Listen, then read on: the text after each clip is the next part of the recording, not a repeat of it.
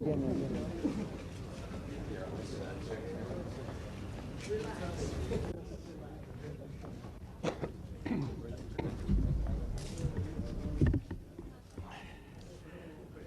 I'm very pleased. Do we want translation? You would do it right here simultaneous? I'll try to go slow. Well, I am very pleased to welcome to the White House the newly elected president of the Russian Republic, Boris Yeltsin. And I want to publicly congratulate President Yeltsin on a truly historic victory in this election last week, which made him the first democratically elected leader in the long and rich 1,000-year history of Russia. And to put it in American terms, he won by a landslide. And we will be interested in his views on the critical issues confronting the USSR and its place in the world, the attempt that we're following from afar to forge a new Union treaty, the historic effort to transform the Soviet economy, the imperative of freedom for the Baltic peoples, and of course continued good relations with the United States and the West. We have been heartened and encouraged by President Yeltsin's commitment to democratic values and free market principles, and we look forward to working with him. But at the same time, I want to be very clear about this. The United States will continue to maintain the closest possible official relationship with the Soviet government of President Gorbachev. Indeed, in just the few minutes we've had inside, President Yeltsin has told me that he and President Gorbachev are in very close contact and working cooperatively together to achieve these ends. And he knows that I have great respect for President Gorbachev, as I do for him. And we have an excellent relationship, and our ability to work together has produced, I think, enormous benefits for both of our countries. And it's served the cause of world peace and stability in the world. So let's not forget that it was President Gorbachev's courageous policies of glasnost and perestroika that were the pivotal factors enabling us to end the Cold War and make Europe whole and free. So in this new world, in which the United States works with the new Soviet Union, we want and intend to have good relations with the Soviet government and certainly the Republic governments, and certainly, obviously, with this dramatic election, that includes Russia, the largest of them all. And we're very pleased to have the good fortune to work with such impressive men as President Gorbachev and President Yeltsin. And again, sir, welcome to the United States. You've made a tremendous impression here already, not simply in the Congress and at the White House, but with the people along the mall out here. And that's what democracy is all about.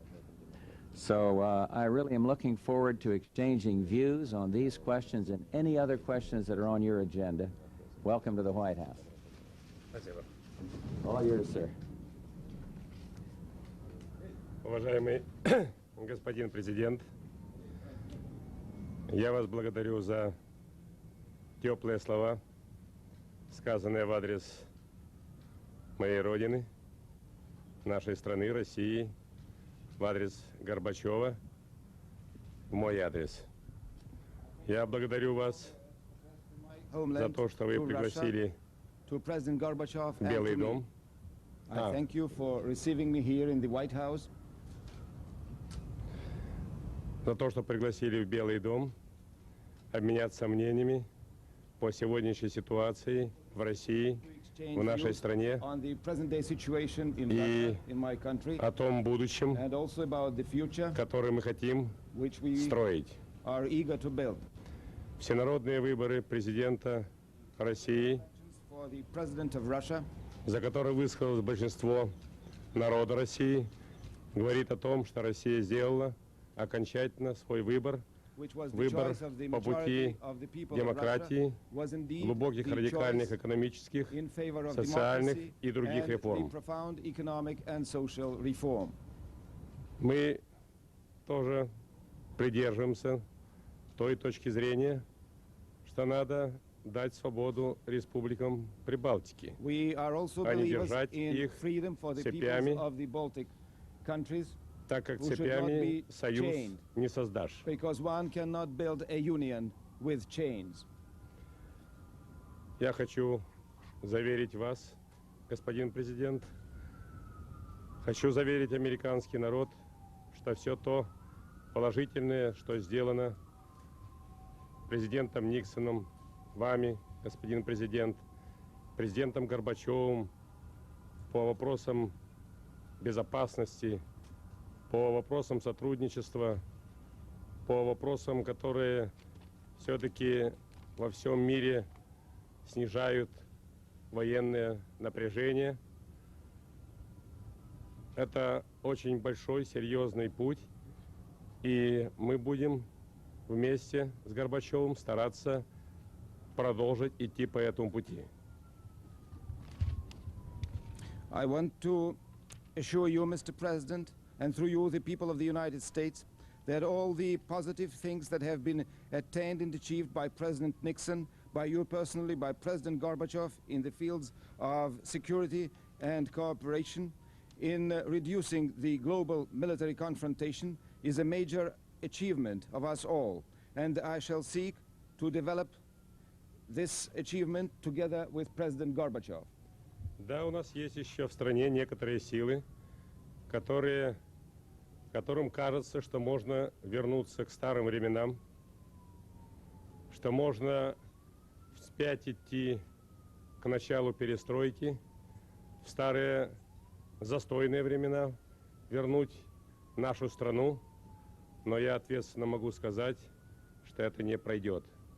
Россия, которая сегодня выпускает 70% национального продукта страны, твердо настроена идти по пути демократии, и она не даст никаким силам повернуть эту историю вспять.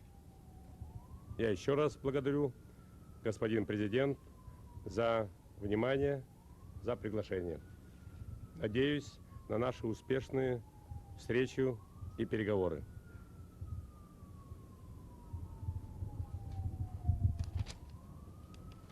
Indeed, we still have forces back at home which want to go back to the times of stagnation. But I can, with all the responsibility, assure you that this will not happen. Russia, which accounts for 70% of the gross national product of the Soviet Union, is firmly and irrevocably committed to democracy, and it will not allow any reversion of the course of history. Once again, Mr. President, I thank you for this invitation, and I hope that we shall have a success in our discussions. I thank you. Mr. President, we can't take any questions. Maybe we each take one? Yes. Mr. President, earlier today, President Yeltsin said that he thought all Soviet foreign aid should be stopped, that charity begins at home. He included Cuba in this. I assume you would approve of such remarks. I approve of, I'd say the matter of foreign aid is a matter for the Soviet Union to determine. They know that we've had differences on Cuba, and it wouldn't hurt my feelings a bit if they cut off all foreign aid to Cuba, if that's the question. Я так понимаю, что это вопрос ко мне. Я сегодня заявил, что Верховный Совет Российской Федерации принял закон, по которому прекращается всякая помощь всем странам и всем режимам. Всем, без исключения, я еще раз повторяю. У нас осталось 280 миллионов еще помощи в этом году Афганистану.